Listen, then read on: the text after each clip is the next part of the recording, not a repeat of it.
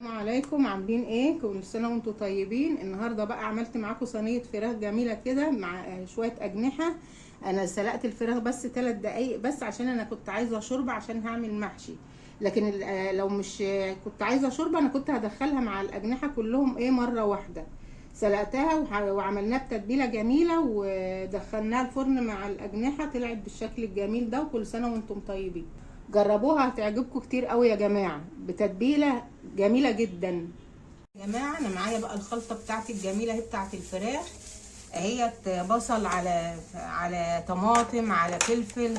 هحط بقى البهارات بتاعتي ايه، هحط بقى على الخلطه بتاعتي الجميله دي ايه، في كزبره ناشفه وفلفل وكمون وبابريكا والبهارات السبعه والملح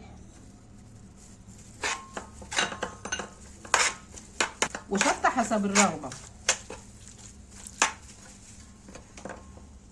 كده بقى هضيف يا جماعه على الخلطه بتاعتي معلقه زيت اهي. هنقلب بقى الكلام ده كله مع بعض كده. هضيف بقى على الخلطه بتاعتي الجميله دي ايه، نص ليمونه. النص ليمونه هتدي مزازه للفراخ وهتديها طعم جميل. كده بقى الفراخ بتاعتي اهيت، انا حطيتها على النار بس اتسلقت 3 دقايق بس مش اكتر. والاجنحه بتاعتي انا غسلاها وزي الفل اهي. طبعا ما اتسلقتش لان هي ما بتاخدش وقت في الفرن، يعني انا مجرباها قبل كده. الاجنحه دي على طول بتستوي، لكن انا عملت الفراخ يا دوب 3 دقايق بس على النار وطفيت عليها. هبدا بقى ايه اعملها بالخلطه كده.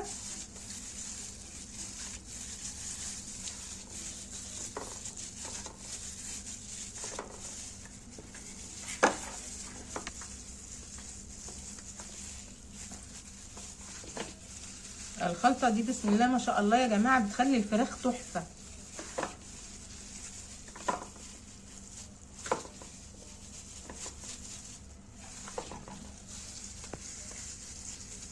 هنخلصهم بقى ونجيب كده يا جماعه. بقى احنا تبلنا الفراخ بتاعتنا بالخلطه الجميله دي. انا معايا بقى كده كام بطاطسايه قطعتهم بقى في الصينيه كده. هنقلبهم بقى مع الخلطه.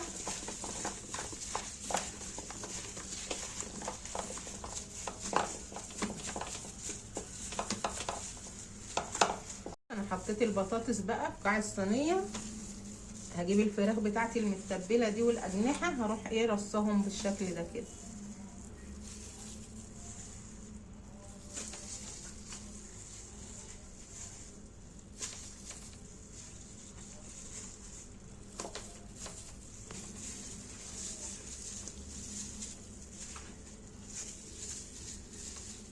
خلاص كده يا جماعه الفراخ بتاعتي خلصت اهيت. عملتها في التتبيله بقى ربع ساعه كده ان شاء الله، وهدخلها الفرن ونخرجها مع بعض.